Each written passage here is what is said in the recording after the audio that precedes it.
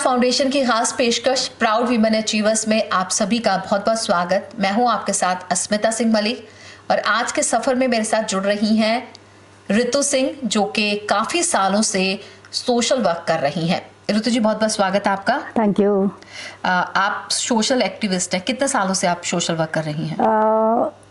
जब से मेरी शादी हुई एक आईपीएस अफसर से हुई, तो कितना टाइम हो गया करीब? हाँ, 40 साल हो गए। मतलब 40 साल से। लेकिन जब आपने शुरुआत की थी, ये थॉट आपके मन में कैसे आया कि आप सोशल वर्क करना चाहती हैं? मेरे पापा फर्स्ट इलेक्शन 1952 में हुए थे। मेरे पापा उस टाइम एमएलए बने, राजस्थान गवर्नमेंट में जो है वो मंत्री रहे। तो तब से ही एक आ जाता है जीन्स में कि कुछ करना है, लोगों का भला करना है। मेरे पापा बहुत ज्यादा उस नाम क्या नाम? महादेव प्रसाद बंका।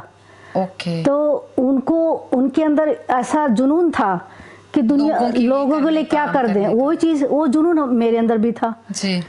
तो मेरे पापा ने, हम लड़कियां होते हुए भी हमें हॉस्टल में भेजा। हॉस्टल बनसली विद्यापीठ में हम लोग पढ़े, फर्स्ट टू एमए। तो वहाँ पे हमें हर चीज़, हर बोल्डनेस वहाँ पे हर चीज़ सिखाई जाती थी। हॉस्टल में आप हर चीज़ सिखाई जाती थी, इंडिपेंडेंट रहना सीख जाते हो। हाँ, इंडिपेंडेंट रहना सीख गए हम लोग। हर चीज़ सिखाई जाती थी, जैसे राइडिंग, हम लोग राइडिंग भी कर लेते थे।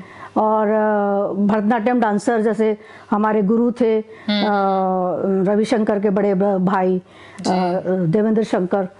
तो देवेंद्र, मैं 5th से लेके बीए तक मैंने भरतनाट्यम किया। और उसके बाद मेरे पास 9 से लेके बीए तक एनसीसी थी।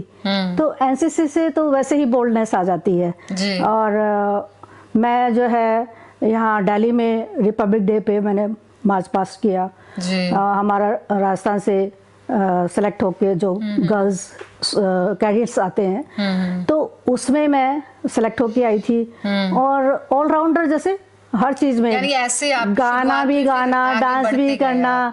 और हम बहुत मस्ती करते थे, मस्ती वाला मूड रहता था कि भी पैरोडी वगैरह गाना, ये सब चीजें हम लोग करते थे। लेकिन शादी हुई एक पुलिस ऑफिसर से, आईपीएस से। हाँ जी, हाँ उसके जी। बाद आपके हस्बैंड जॉइंट कमिश्नर भी जॉइंट कमिश्नर रिटायर हुए हैं जी।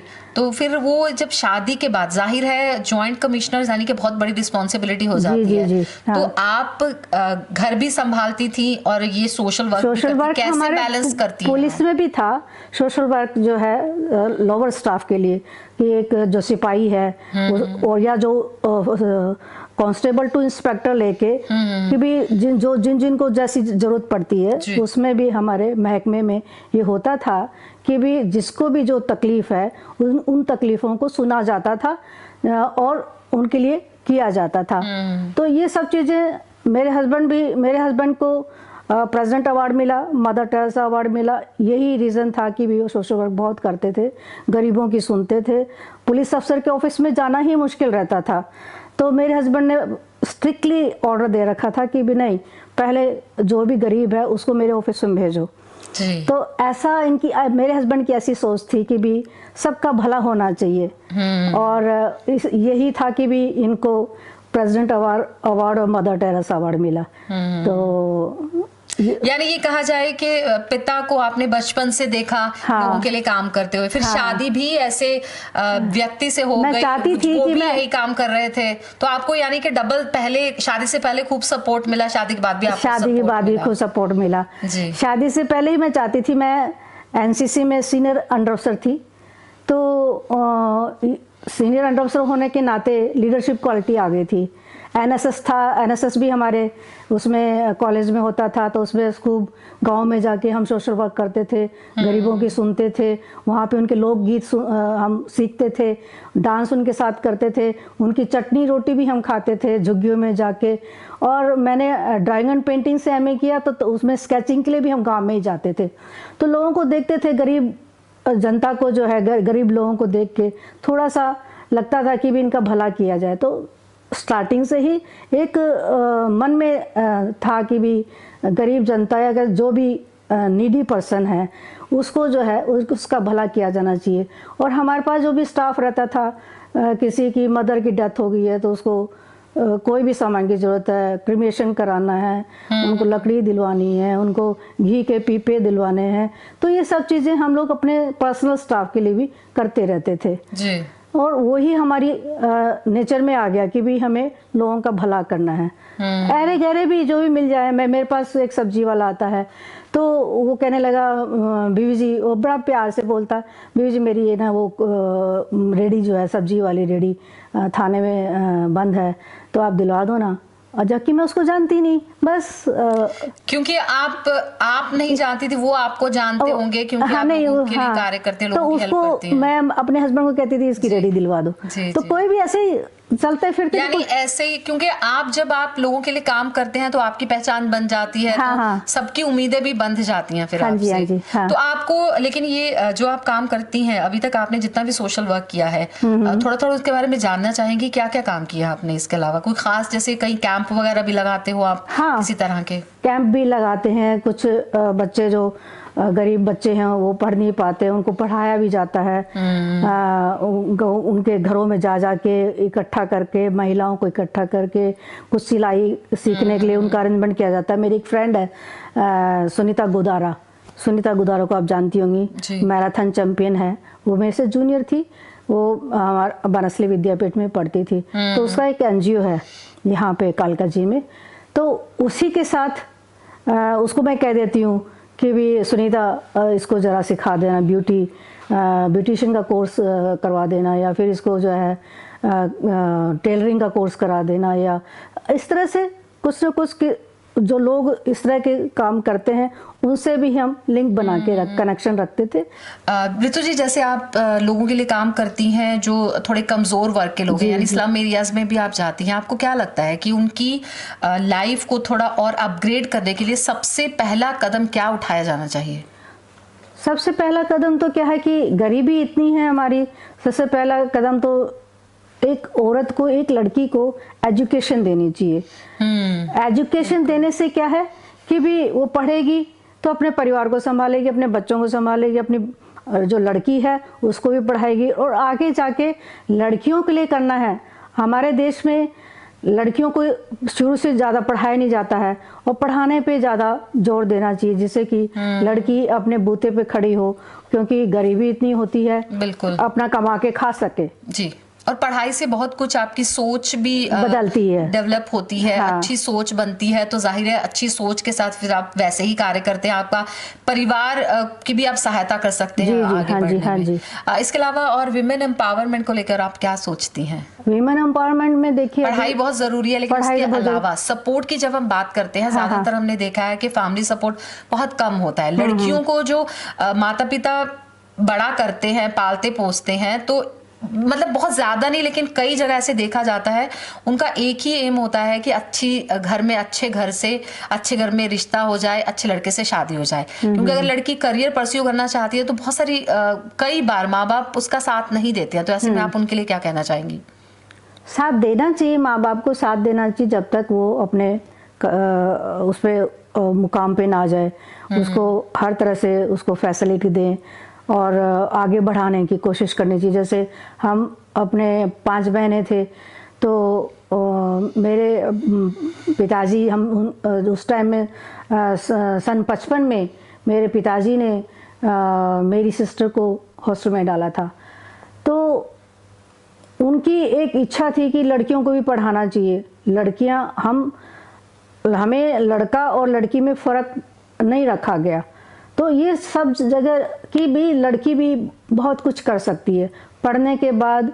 अब देखिए कल्पना चावला जो है स्पेस में गई, तो ऐसा नहीं है कि नहीं, हर वर्ग में हमने देखा है कि मौका मिलता है अगर लड़कियों को, तो जाहिर है वो बहुत अच्छा परफॉर्म करती हैं और बहुत सारे नाम है हमारे पास गिनने के लिए अगर फीमेल्स की बात। लेकिन इसके बावजूद कुछ हमारे समाज की शायद रिस्ट्रिक्शंस है, और पहले से काफी सुधार आया है, उम्मीद करते हैं कि और सुधार आएगा और अच्छा आना चाहिए। और ये आपने सही कहा कि एजुकेशन एक बहुत इंपॉर्टेंट चीज है, क्योंकि अगर एक लड़की एजुकेटेड होती है तो पूरा घर एजुकेटेड माना जाएगा, ये कहा जाता है। वुमन वुमेन एम्पावरमेंट अभी हमारा जो है अभी शुरू हुआ है, जिसमें नरेश मुदगल जी मैडम है। मैं यही आपसे जानना चाह रही थी, आप वेटरन्स इंडिया का पार्ट बन रही हैं वुमेन विंग मैं में। भी नारी सेना में मैं भी। आप मतलब उसके साथ क्यों जुड़ी हैं, आप किस सोच के साथ जुड़ी हैं?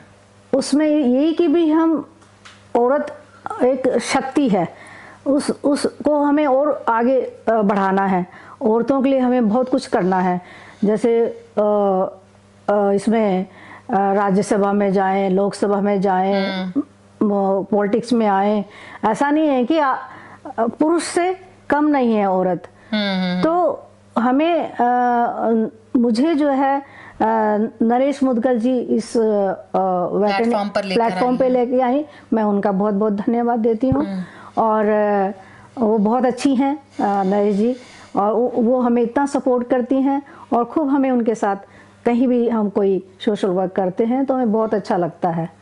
रितु जी, आप सोशल वर्क भी करती हैं, घर भी संभालती हैं, इसके अलावा अगर आप जो अपने लिए आपका वक्त होता है, अगर कुछ निकलता है तो आप उसमें क्या करती हैं? उसमें हुआ ये कि भी जब बच्चे स्कूल जाने लग गए तो मेरे हस्बैंड ने तुगलकाबाद जो करनी सिंह शूटिंग रेंज है उसका मेंबर बना दिया, तो मैं शूटिंग करने लग गई। तो पहले हमने दिल्ली स्टेट में पार्टिसिपेट किया, फिर उसमें मेरे को गोल्ड मेडल मिला। गोल्ड मेडल मिलने के बाद मैं अहमदाबाद नेशनल में जाने लग गई। तो इस तरह मैं नेशनल में पार्टिसिपेट करने लग गई। साथ के साथ ही जब मेरा इसमें शूटिंग में टाइम कम पास नहीं होता था, तो पूरा एक साल में जो है 2 बार स्टेट और नेशनल में हमें जाना पड़ता था। तो उसके बाद जो टाइम मिलता था उसमें मैंने डिप्लोमा किया लाइट म्यूज़िक में। तो मैं रेडियो सिंगर भी रही, तो उसमें मैंने जो है मेरी कैसेट भी निकली 2002 में, मेरी कैसेट निकली हुई है।